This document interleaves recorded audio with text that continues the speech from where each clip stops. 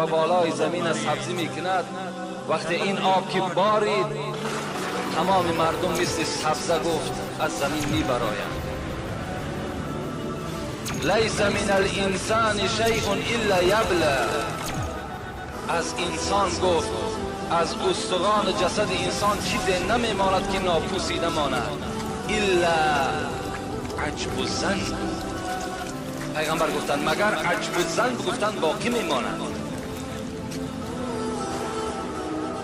منه یرکب الخلق یوم القیامه، پیغمبر خدا گفتند از همین عجب الظن روز قیامت مردم چکار میکنند؟ نشو و نما مییابند.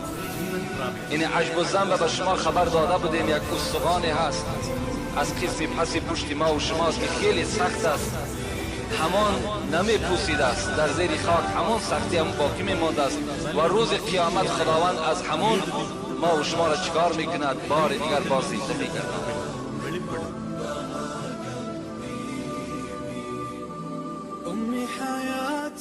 خداوند در قرآن میگوید این کنتم تحبون الله فاتبعونی یحببکم الله و یغفر لکم ذنوبکم والله غفور رحیم.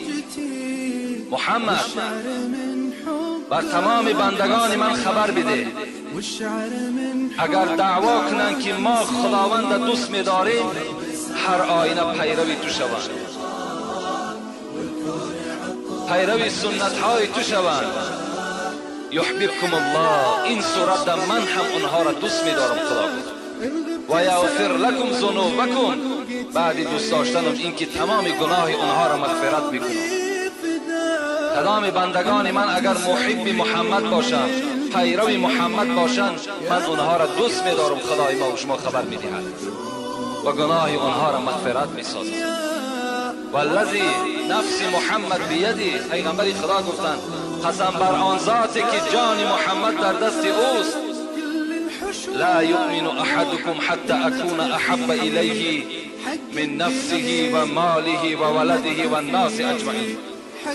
قسم بر آن ذاتی که جان این پیغمبر شما در دست اوست، ایمان شما این مردم کامل نیست، شما مسلمان کامل و پرره نمیشوید تا آن زمانی که اگر از جانهاتان دیده، از پول و مالتان دیده، از فرزندهاتان دیده، از پدر و مادر و خویش و تبار و یار و رفیقتان دیده محمد را دوست ندارین، ایمان شما کامل نیست. اینا پیغمبر خدا گفتند. حبیبم را کسی که دوست دارد، حبیبم را کسی که دوست دارد، کجا مالک ورا دوزخ درآرد. و جان و دل محبی مصطفی باش، و یاران محمد جان فدا باش. حضرت مولوی میگوید هر کسی که محبت محمد اگر در دلش داشته باشد وای اصلا وارد دوزخ نمی شود.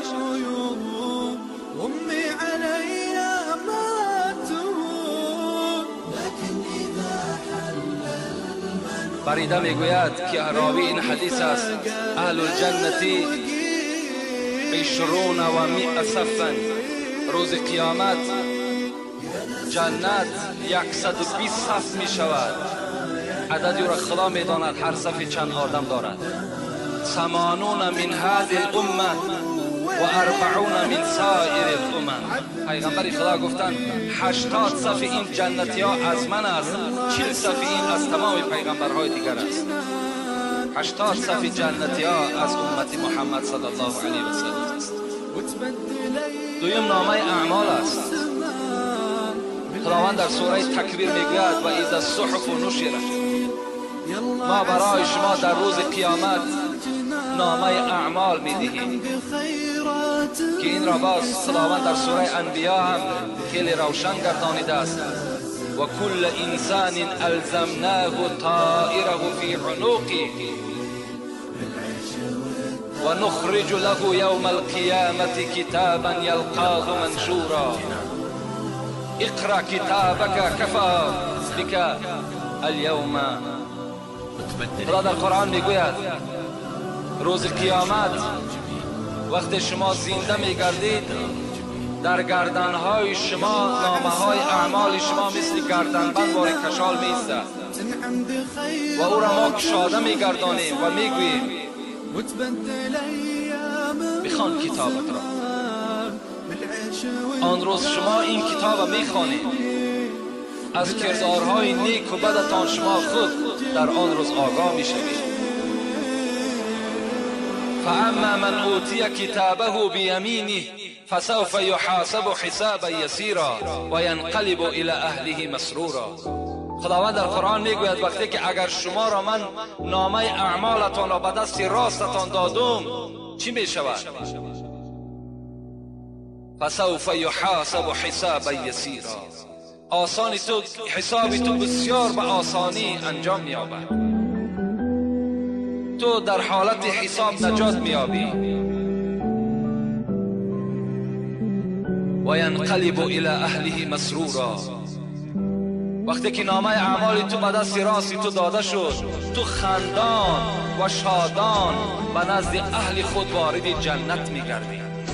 این قرآن برای ما و شما حکایت می‌کند. و اما من اوتی کتابه وراء ظهری فسوف یدعو ثبورا و یصلی سعیرا انه کان فی اهله مسرورا انه ظن ان لن یحور بلا ان ربه کان به بصیرا. خدا میگوید وقتی که اگر نامه اعمال شما به دست چپ شما داده شد یا از جانب پشت شما داده شد، این حالت شما هلاک خواهید شد. و یصلی سعیرا و شما وارد دوزخ میگردید. انه کان فی اهله مسرورا.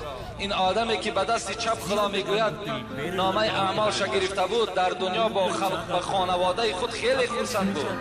حتی چنان ماشین های رنگارنگ و چنان منصب و دولت وی را مست مغرور کرده بود که بار قیامت یادش نمی آمد.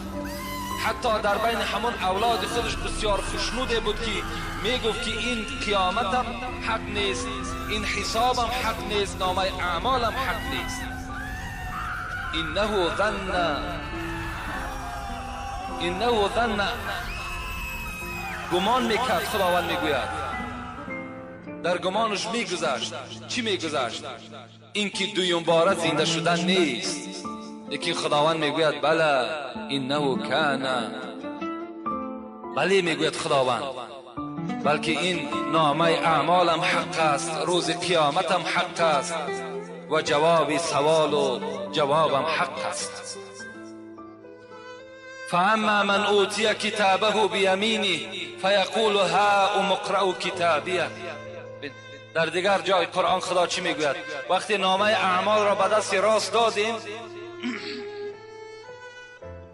ها اقرأوا کتابیه. ها مفسران میگویند این معنای بگیرید را دارد. فریاد میزد است بگیرید کتاب من را بخوانید. وقتی به دست راست ما و شما میداد است این الک مژده نجات است، میگفتند فریاد میزدند بیایید کتاب من را بخوانید. اینی ظننت، من گمان میکردم اینکه روز قیامت البته با حساب خود رو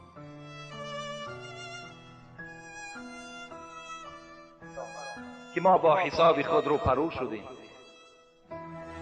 خداوند بعد نامه اعمال بر او دادن چی میگفته است؟ میگفته است میگفته است در جایی که برای تو پسندیده هست، برای تو در آن جایی که تمام نعمت هست، رو از وی استفاده کن. قطوفها دانیه. هر میوه‌ای که انسان میخواهد خداوند جنت را وصف میکند. هر میوه، هر خواهشی که انسان میخواهد، خواه در حالت نشسته باشد، خواه در حالت کچپلو باشد، خواه در حالت راستا باشد، دست او به اون میوه ها میرسد. قطوفها دانیه کلوا واشربوا حنیئا بما اسلفتم فی الایام الخالیه. همین انسانی که به دست راست نامه را میگرفت است، خدا میگفت است بخور و بنوش این نعمت های جنت را، زیرا که تو در دنیا برای این روزهای مشکلات چکار کردی؟ نیکی های زیادی روان کردی.